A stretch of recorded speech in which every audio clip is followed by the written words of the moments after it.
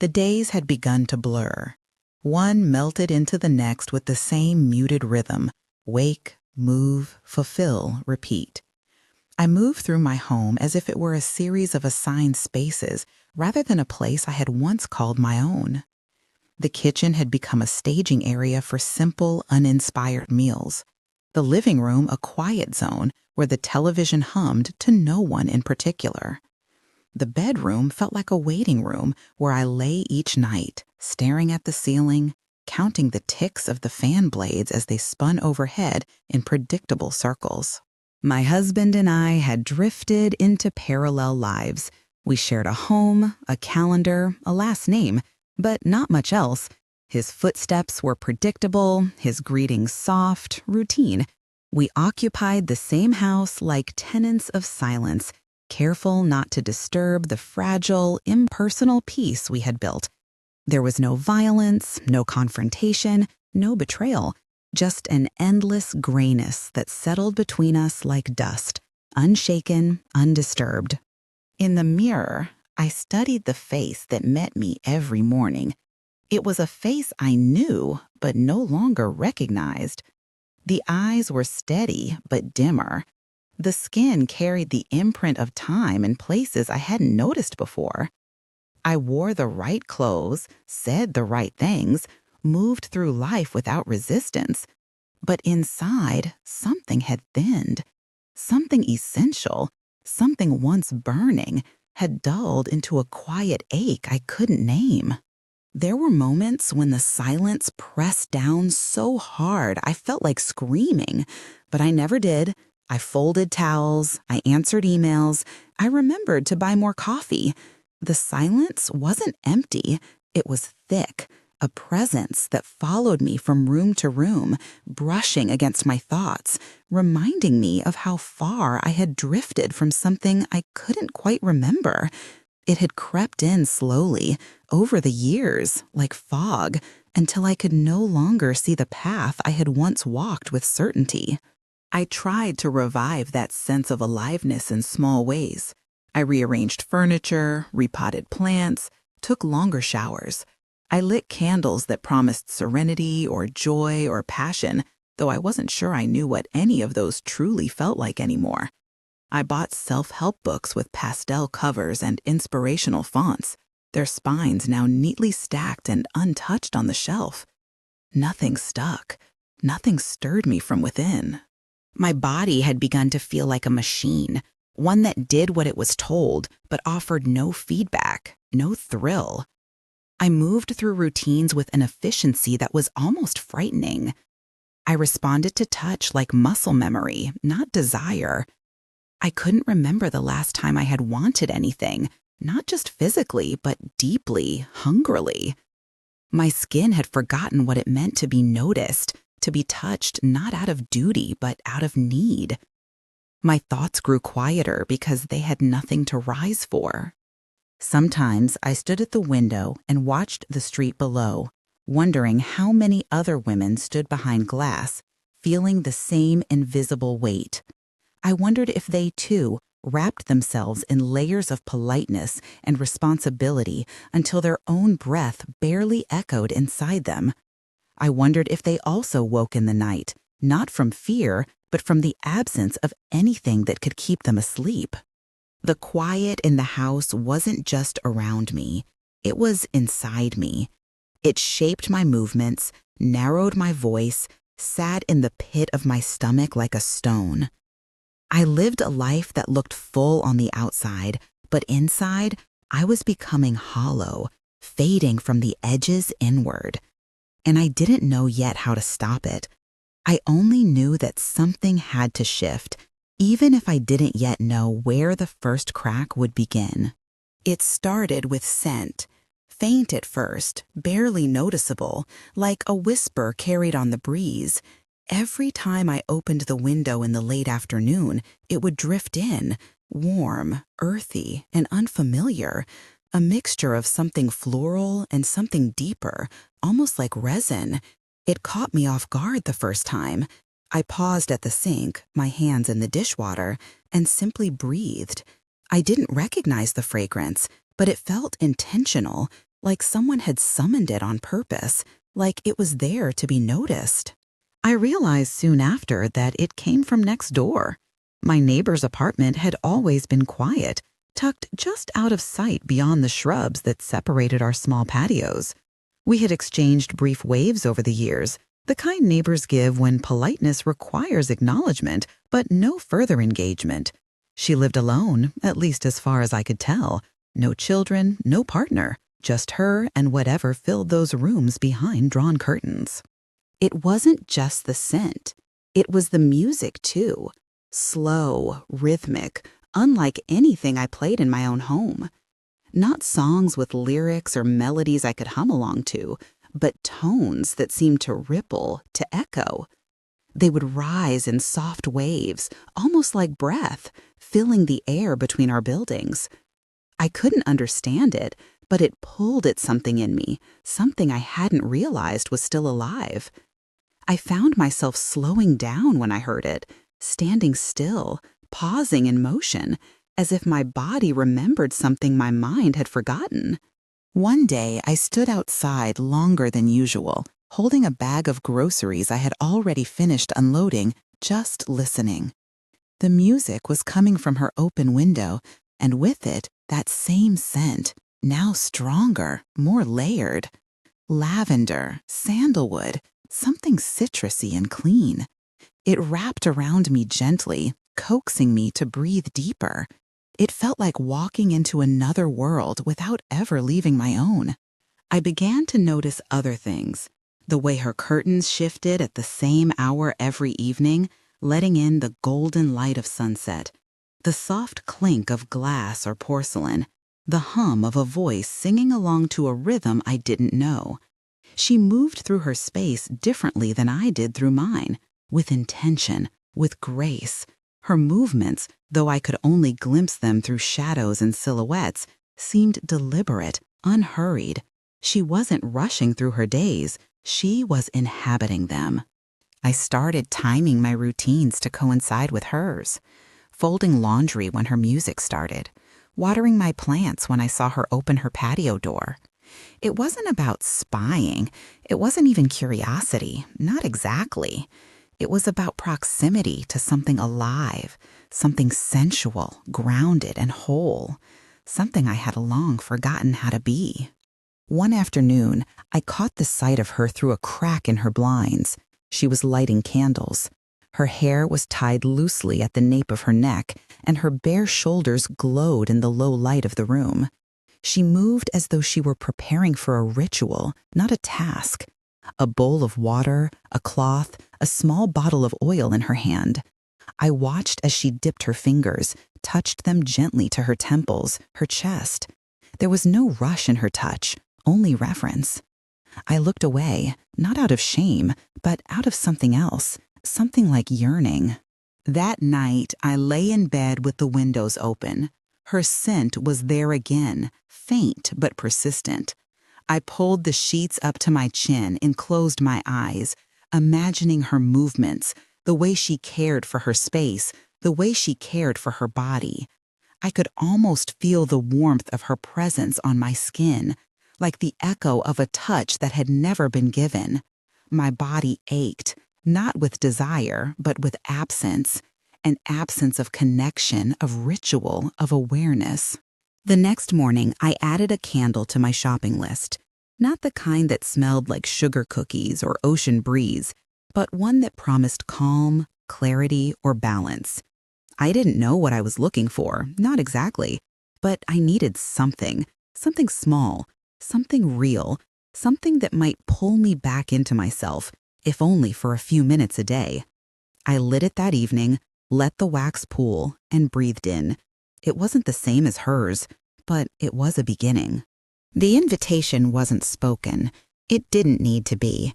One late afternoon, as I stepped outside to water the small potted basil by my door, she was already there. On her knees, tending to her rosemary, the late sun casting a honey-colored glow on her bare arms. She glanced up and held my gaze for just a moment longer than usual. Her eyes didn't demand anything, but they offered something, A quiet openness, a welcome without expectation. I nodded, or maybe I just didn't look away, and in that subtle gesture, something shifted. Later that week, I found myself standing in front of her door, hands slightly damp from nerves. The air smelled faintly of clove and sweet orange. I had no reason to be there, no pretense. I knocked once, soft and uncertain. She opened the door as if she'd been expecting me, not with surprise, but with calm acknowledgement. Her space enveloped me immediately. It wasn't the decor, though everything inside was beautiful in an understated, curated way. It was the air itself, warm, dense with aroma, humming with some low vibration I couldn't name. She moved through her home with slow assurance, barefoot, her long tunic grazing the tops of her knees. The light filtered in through gauzy curtains, and something in me softened. She didn't offer explanations or introductions. She simply guided me to the floor, where a series of cushions lay arranged in an almost circular shape. Candles flickered in a corner. A small bowl of water sat beside a bundle of herbs, and a ceramic burner exhaling pale tendrils of fragrant smoke. Music played quietly in the background, a steady rhythmic pulse that seemed to align with the breath in my chest. Everything about the space invited stillness. She sat cross-legged, and I mirrored her posture, though not without awkwardness. My body resisted at first, hips tight, back stiff, ankles unsure of where to settle. But she didn't seem to notice or care. Her eyes were closed, her hands resting gently on her knees, palms open. Her breath moved in slow, deliberate waves. I tried to match it, but mine was shallow, erratic. I realized how long it had been since I had simply breathed. She picked up a small bottle of oil and uncapped it, letting the scent escape into the room, something woody and grounding.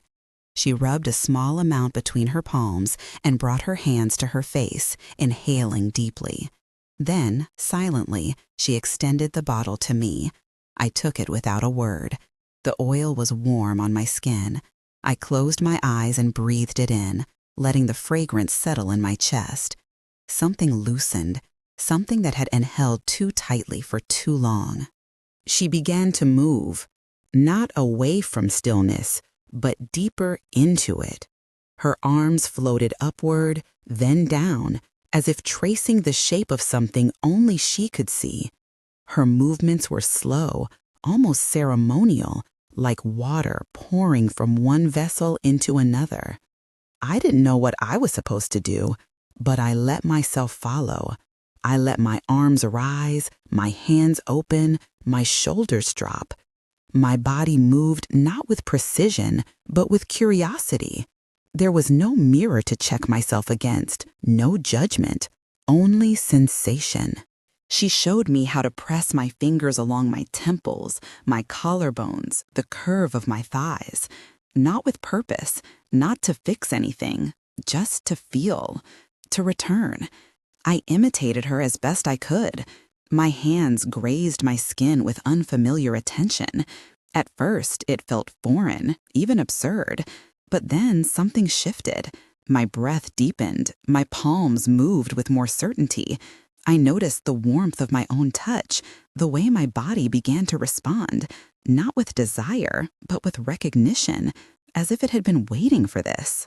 She lay back on the cushions, stretching out with her knees slightly bent, arms loose at her sides. I did the same. We stared at the ceiling in silence, letting the music and scent carry us. My spine softened into the floor, my jaw unclenched, my fingertips tingled. The world outside her window faded to a low murmur. I could hear my own heartbeat again. It was slow, steady, present.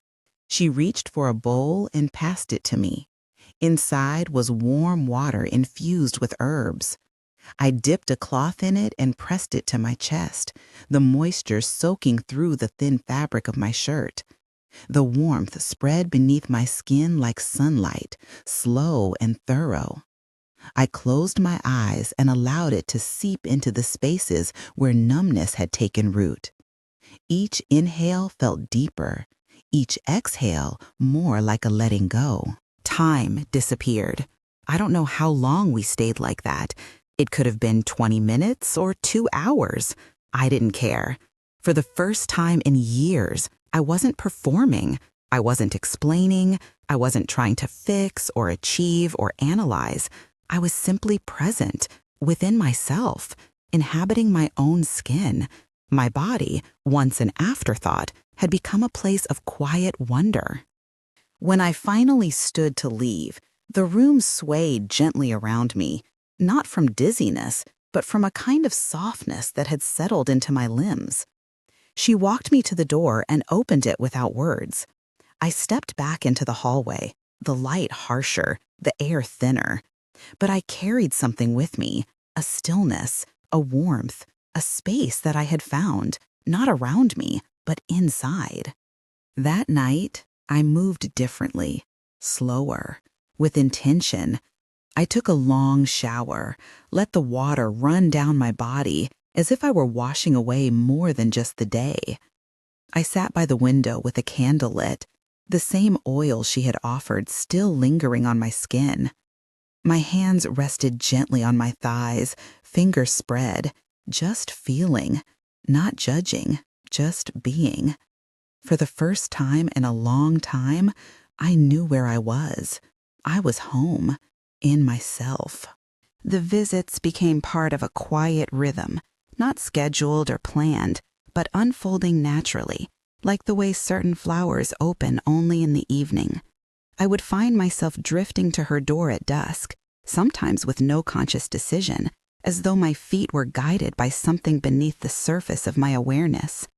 She always greeted me with silence and a nod, a soft tilt of the head that felt like a blessing. Her apartment had become a sacred space to me, separate from the rest of the world, untouched by noise or pressure. Stepping inside felt like stepping out of time itself. Each time I entered, I left something behind. The heaviness of my thoughts, the dull ache in my chest, the tightening in my shoulders that had become so constant I no longer noticed it until it began to loosen. She never rushed. The pace was always unhurried, deliberate, with movements that seemed to rise out of stillness like breath from a quiet room. The lights were low, often just the flicker of candle flame bouncing off the walls. The air held warmth, not heat, and a scent that changed slightly each time, sometimes lavender, sometimes amber, sometimes the faint sweetness of vanilla and clove. I started learning without words, watching how she entered the room, how she prepared her space, how she settled into her body. There was a reverence in the way she handled simple things, folding a soft cloth, pouring warm water into a bowl, unrolling a woven mat. It was all slow, patient, sensual in the most unassuming way. Nothing she did felt performative. It was as if she moved in conversation with herself, and I was allowed to observe, to learn, to remember. One evening, she reached for a small wooden box and opened it in front of me. Inside were smooth stones, polished and warm from being held so many times. She selected one, handed it to me, and then pressed her own to the center of her chest. I mimicked her gesture, feeling the unexpected weight of the stone, how it grounded me, how it pulled my attention away from thought and into sensation. She guided me to lie down on a soft blanket, arms resting gently at my sides. Her fingers brushed my forehead, and then she placed a folded cloth over my eyes. Darkness came, and with it, a soft unraveling. The music that night was different, slower, deeper, with long, sustained notes that moved like shadows through water. I felt the vibrations more than I heard them. Her touch was sparse at first, a single palm to my shoulder, a press against the curve of my hip, a sweep along my arm. Each touch brought heat, not from friction, but from presence. I became aware of my skin again, its texture, its temperature, It's longing. I realized how long I had gone without being truly touched, not in function, not in routine, but in recognition. Her hands seemed to know how to speak without demanding answers. She guided me in slow, circular motions, encouraging me to feel my own body again. I ran my palms over my abdomen, over my thighs, up the length of my arms, not in search of flaw or pleasure, but of contact, real, gentle contact. My fingertips tingled, my breath deepened. A new softness began to rise inside me, not weakness, not fragility, but tenderness. A reawakening of the quiet animal beneath my surface, the one that had gone into hiding long ago. Later, we sat opposite each other, legs folded, hands resting on our knees. The candlelight played across her face, casting warm shadows along her jaw and collarbone. She looked at me with an openness I wasn't used to receiving. Not pity, not admiration, just pure presence. Her gaze was steady, undemanding, but impossibly intimate. I didn't look away. I let her see me. I let myself be seen. She reached forward, slowly, and took my hand. The contact was gentle, her fingers wrapping around mine without pressure. Her thumb moved in slow, comforting circles against my palm. My skin responded instantly, warmth spreading from our joined hands to my chest, then outward to places that had long been dormant. There was no urgency, just breath, just stillness, just the electricity of being known, not through conversation, but through presence. When her hand slipped away, it left an echo. I could still feel the outline of her fingers hours later. That night, in my own bed, I didn't fall asleep quickly. I lay awake, my body humming with memory. I traced the shape of her hand on my skin, remembering the way it felt to be held without being claimed, to be noticed without being judged, to be touched not as a wife or a mother or a woman fulfilling a role, but as a person, a body, a soul. I understood then that the softness she awakened in me wasn't about her, not entirely. It was about returning to myself through her, about seeing parts of me I had neglected, abandoned, or denied. It was about quieting the noise that told me I was too old, too tired, too far gone for transformation. Her presence reminded me that I was still here, that I could still feel, still bloom. In the following days, I caught myself moving differently. I stood taller. I touched my own hands more. I let my fingers linger when applying lotion, when brushing my arms, when tracing the line of my collarbone in the mirror. There was nothing dramatic in these changes, no declarations, no epiphanies, only a softness that stayed, like a scent that clings to your clothes long after you've left the room. And I welcomed it. I welcomed all of it. It happened slowly, in the way the moon rises unnoticed until it's full and luminous above you. The space between us had always been charged with something unspoken, but until that night it had remained suspended, delicate, untouched, waiting. I came to her apartment after a long, restless day.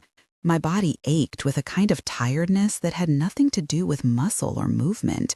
I craved quiet, not just around me, but inside. I longed for the weight of presence, for the way she made silence feel like shelter instead of absence. The room was dim, lit only by low candles and a salt lamp that cast a soft amber hue across the floor. She had prepared a space for us, as she always did, but this time there was something different in the air, a thicker stillness, a deeper pull. The scent of jasmine and vetiver lingered, heavy and grounding, like dusk wrapped in perfume.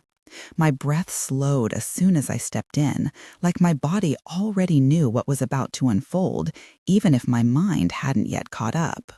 She moved with her usual grace, measured, calm, intentional, but her eyes held a different kind of light. Not urgency, not desire in the way I had once understood it.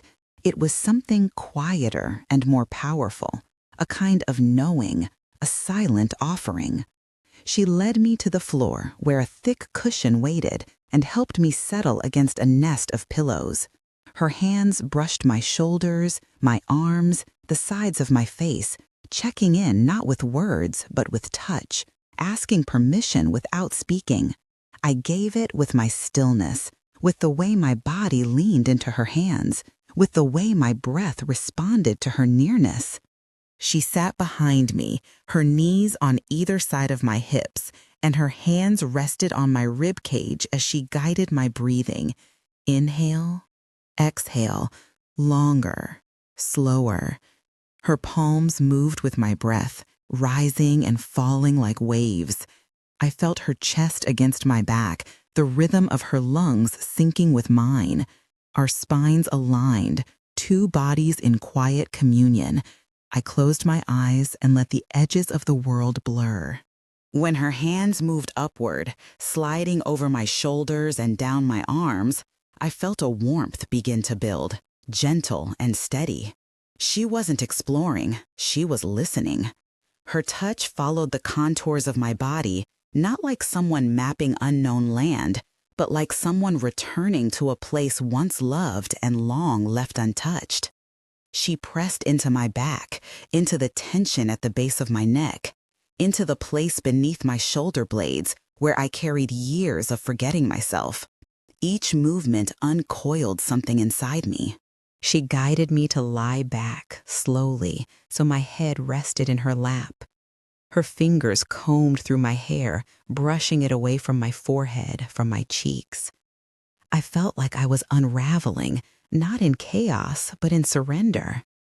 My muscles softened, my lips parted, my eyes fluttered open and closed without intention.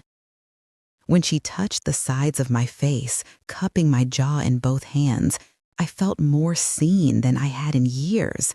Not admired, not assessed, seen.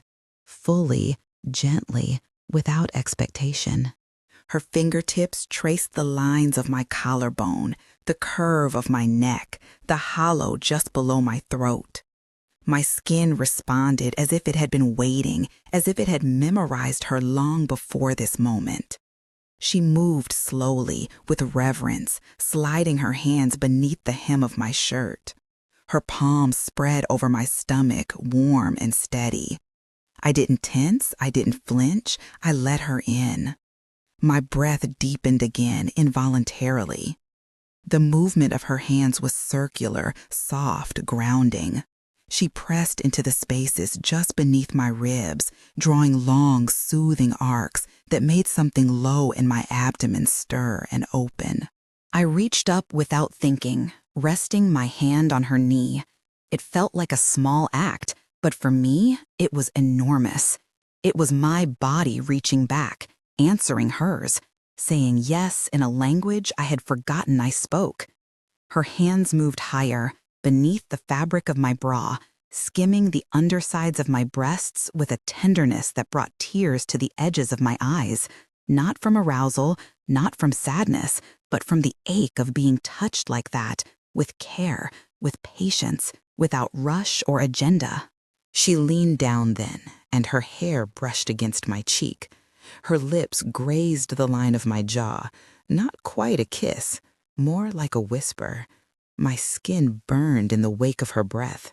I tilted my face toward hers, unsure whether it was me moving or gravity pulling us together. Her mouth found mine, soft and slow, lips barely parting, a question wrapped in warmth. I answered not with words, but with the way my hands curled into her shirt, the way my legs shifted to pull her closer, the way my body arched to meet her. We didn't speak. We didn't name what was happening.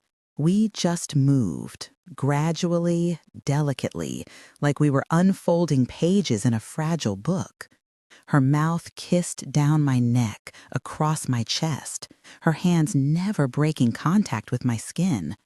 When she finally slipped her hand beneath my waistband, there was no hesitation, just a continuation of everything that had already begun. Her fingers were gentle, exploratory, reverent. She touched me like she was listening for my breath, like my body was an instrument and she knew how to play every note. My hips lifted without thought, my thighs parting in instinctive welcome. Her palm cupped me, her fingers slipping through warmth and wetness as if it was the most natural thing in the world. My body bloomed around her touch.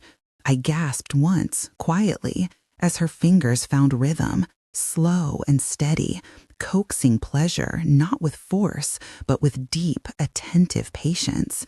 I had never been touched like that, like every part of me mattered, like there was no goal except to let me feel. I came in soft waves, trembling beneath her, my hands gripping her wrists, not to stop her, but to hold on. My breath scattered across her chest, my lips searching for the cruck of her neck. She held me through it, never withdrawing, never leaving me alone inside the intensity.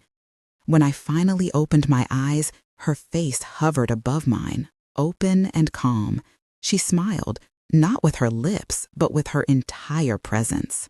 We lay together afterward, limbs tangled, breath sinking again.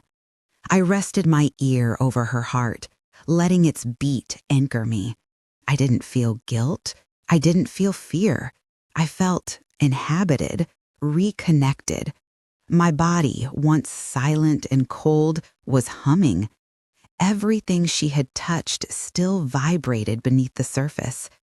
I closed my eyes and let the memory of her hands sink deeper, past skin, past muscle, into the space I had long abandoned. That night, I dreamed not of her, but of myself, whole, awake, and alive. The morning after was quieter than most, not in volume, but in sensation. The stillness had weight to it, like a silk sheet draped across bare skin, gentle, lingering, impossible to ignore. I woke slowly, my body heavy with memory, steeped in it. The room around me looked unchanged, but I felt different. Not new exactly, more like something ancient in me had been unearthed, something that had always been there, just waiting to be remembered. My breath moved through me with more presence, each inhale deeper, each exhale slower. I could still feel the shape of her hand on my chest, her fingertips on the inside of my thigh, the echo of her mouth across the places she had kissed. It wasn't fantasy. It wasn't dream. My skin knew the difference. I moved through the apartment with a softness I didn't fully understand. I walked slower. My hands glided over surfaces like they were unfamiliar, as though I was relearning the texture of my world. Even the way sunlight touched the floor felt different, more golden, more deliberate. I stood by the window and pressed my palm to the glass, the coolness grounding me, but the warmth inside me steady, unmoved. I hadn't spoken a word since I'd left her, and I didn't need to. My body was still speaking, still humming with the quiet language of last night. My chest felt expanded, open in a way I hadn't known was possible, as if breath itself had shifted from habit to intention. Everything became more tactile. The fabric of my robe brushing against the backs of my knees, the curve of the mug in my hand, the steam rising into my face as I sipped my coffee. Ordinary things suddenly felt rich with detail. I wasn't performing, I wasn't checking boxes, I was living each moment from the inside out. Even the silence in the room didn't press on me the way it used to. It settled gently, like a hand resting at the small of my back, supportive, encouraging. The absence of sound made space for something else, an awareness of rhythm, of breath, of self. Later, when I undressed to shower, I caught sight of myself in the mirror. For a long moment, I just looked. Not critically, not out of habit, but with honest attention. My body wasn't perfect. It never had been, but it didn't need to be. It was marked by time, by motherhood, by life. And now it was marked by tenderness, by a memory carried beneath the skin. I ran my hands over my stomach, up along my ribs, over the swell of my breasts. I remembered how she had touched me, without urgency, without hesitation, as if every inch of me deserved care. I tried to hold myself the same way, not with desire, but with recognition. The water hit my back, and I tilted my face up to meet it. I let it run down my body, over the places she had touched, as if sealing in what she'd left behind. My fingers moved slowly, washing not to cleanse, but to connect. I was not scrubbing away a secret. I was honoring an awakening. Every drop felt like punctuation, marking a shift I could no longer deny. I hadn't just been touched, I had been seen. And in being seen, I had remembered how to look inward without flinching. The rest of the day unfolded in quiet stretches. I read without distraction, letting the words sink deeper. I cooked slowly, tasting more than just food. I tasted time, care, the grounding of being rooted in my body. I walked barefoot across the wood floor, the cool surface reminding me I had nerves in the soles of my feet, that I could feel every step. And beneath all of it was a steady warmth, a pulse that lived not in my heart, but somewhere lower, quieter, more primal. My body remembered. Even as hours passed, the sensations didn't fade. They shifted, softened, nested. That night, I lay in bed with the lights off and the window slightly open. The air moved gently through the room, carrying the scent of night-blooming jasmine. I lay on my side, knees drawn slightly up, one hand resting over my belly, the other beneath the pillow. There was no tension in my limbs, no weight on my chest. I listened to the quiet, not searching for distraction, but leaning into it. I let my thoughts drift to her, not to what might happen next, not to what it meant, but to what it had been, the truth of it, the depth, the care.